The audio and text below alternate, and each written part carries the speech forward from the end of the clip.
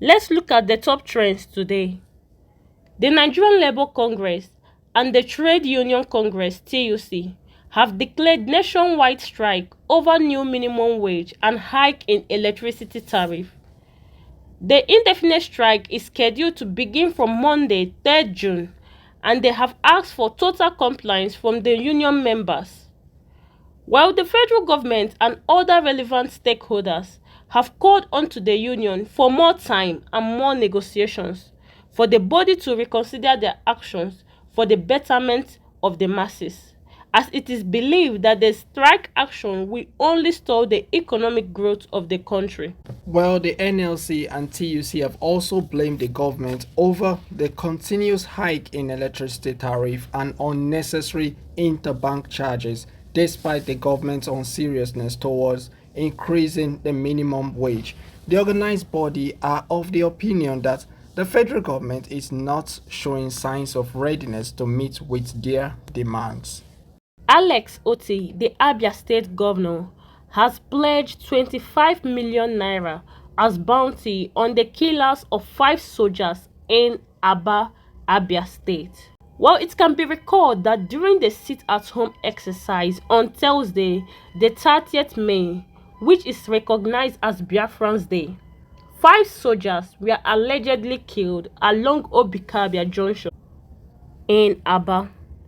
Well, the military has blamed the killing on the IPOB and ESN, and they have vowed that their response to these killings will be fierce.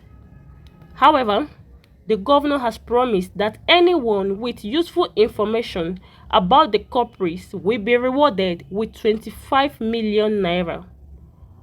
On the other side, the IPOB spokesman has said that the act was not carried out by IPOB members, but by politicians who he believed are not happy with the peace in the state. And these persons might have used criminals to carry out the attack in the city. He further said that the IPOB were preoccupied with the celebrations of their fallen heroes and added that it was a moment of mourning for them and not launching attack on the soldiers. This IPOB spokesman also criticized the weak blaming of all killings in the southeast on the IPOB without proper investigations. While still on the Abia killings, the ex-governor of Abia State and others have appealed to the Nigerian army not to arrest innocent residents over soldiers killing, as soldiers lay siege to Aba over Biafra Day killings of troops. And well-meaning Igbo leaders have also come out to beg the military not to be fierce in their reprisal attack toward the Biafra Day killings in Aba. Still on the national anthem trend, the president, Tinubu, has stated that reintroducing the old national anthem has been one of his top priorities.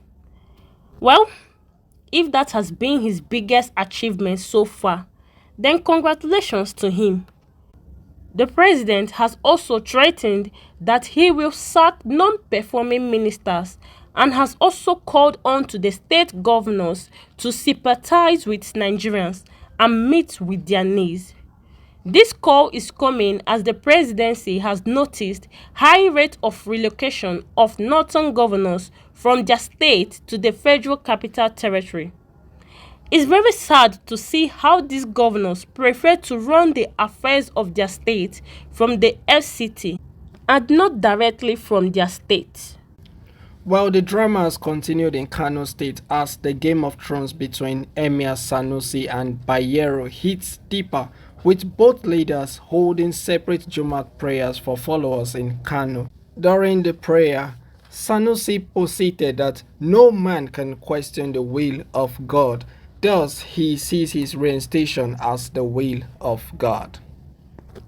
Still on crime, there is a live or die notice threat to the people of Kukawa community in Borno State when terrorists gathered the residents of various communities in the local government in the early hours of Thursday and told them to vacate their homes before Saturday or else they would be killed.